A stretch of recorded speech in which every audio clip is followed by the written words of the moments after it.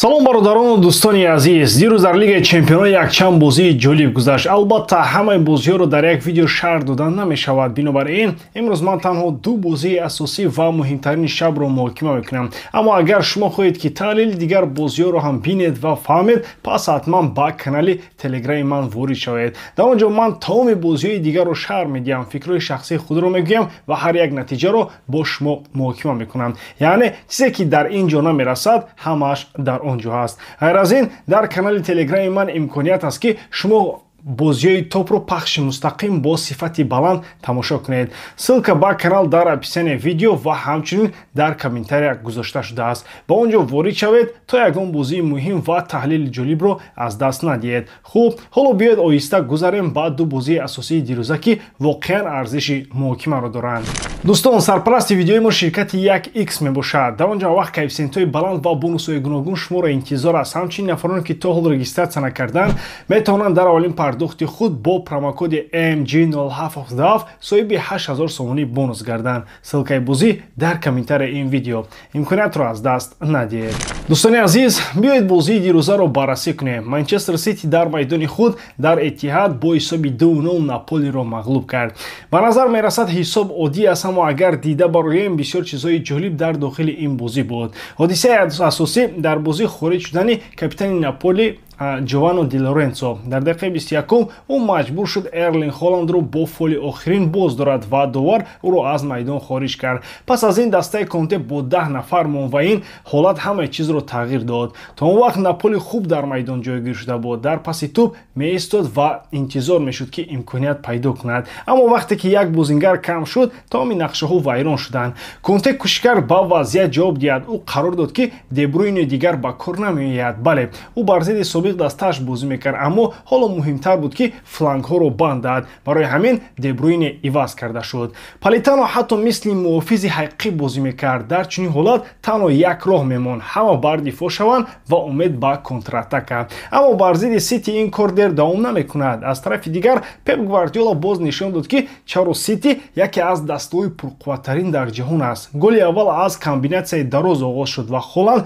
бо сараш тӯбро ба дарвозаи Наполи фиристод. Ин на танҳо гол буд, ин голи панҷуми ӯ дар Лигаи Чемпионҳо шуд. Танҳо фикр кунед, ӯ ҳамагӣ 25 солу 59 рӯз дорад ва аллакай чунин натиҷа нишон додааст. Ҳеҷ кас то ҳол ин нишондиҳандаро зудтар ба даст наовардааст. Ҳатто Месси ва Мбаппе ҳам дертар ба 50 гол расида буданд. Аммо ҳамаи чиз танҳо ба Холанд бастагӣ надошт. Жереми Доку аз тарафи чап мудом ба дифои Наполи фишор меовард. ӯ бозиро зинда нигоҳ дошт, доимо аз ҳимоятгарон мегузашт ва ниҳоят худ гол зад. Голи дуюм аз ҳаракати инфиродии ӯ омад. Ин нишон медиҳад ки Сити имрӯза метавонад на танҳо бо комбинатсия, балки бо истеъдодҳои шахсии бозингарон низ ғалаба кунад. Фил Фоденро низ фаромӯш накунем. ӯ гарчанде бисёр дар омор намоён нашуд, аммо кори асосиро байни хатҳо анҷом медод. Пасҳо, ҳаракатҳо, баромадан аз зери фишор. Ин ҳама сохтори Наполиро вайрон мекард. Вақте ки дар як даста Холанд, Доку, Рейндерс ва Фоден ҳастанд, барои ҳар як рақиб муқобил шудан қариб номумкин мешавад. Агар ба ҳолати умумии дастаҳо назар кунем, Сити дар Англия то ҳол на он қадар устувор аст. Се пирӯзӣ ва 2 шикаст дорад, аммо Лигаи Чемпионҳо чизе дигар аст. Дар ин ҷо онҳо худро мисли хона эҳсос мекунанд. Пеш аз бозӣ бо Арсенал ин ғалаба бо онҳо нерӯ ва боварӣ дод. Барои Наполи бошад, ин аввалин шикаст дар мавсим шуд. То ин бозӣ онҳо 3 ғалаба дар серия А доштанд. Аммо мо дидем ки сатҳи Лигаи Чемпионҳо дигар аст. Як иштибоҳ, як хато ва ҳамаи кор вайрон мешавад. Конте дастаи боқувват сохтааст, аммо аз даст додани капитан ба тамоми нақшаашон зарба зад. Дар бозии оянда дар серия А бо Пиза онҳо имкони ҷуброн доранд, аммо имрӯз яъне дишаб ба мошини футболӣ дучор шуданд ки хатогиро намебахшанд. Хулоса, Пеп Гвардиола дастаашро бозам қавитар ва гуногунтар мекунад. Холанд таърих месозад ва барои Наполи ин як дарси ҷиддӣ шуд. Дар Лигаи Чемпионҳо ҳатто як иштибоҳ метавонад ҳамаи чизро аз даст диҳад.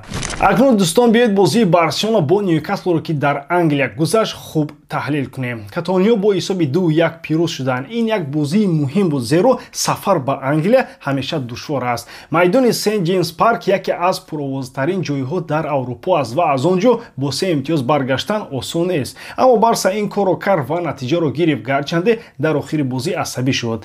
Қаҳрамони асосӣ албатта Маркус Рэшфорд буд. ӯ тобистони имсол аз Манчестер Юнайтед ба иҷора ба Барса омад ва дар аввал чанд бозӣ чандон хуб набуд. Ҳис мешуд ки бояд ба даста одат кунад. Аммо дар ин бозӣ бар зидди Ньюкасл ҳамааш якбора омад. Ватани худ, фазои кушод, услуби бозии англисо ҳамааш ба фоидаи ӯ шуд.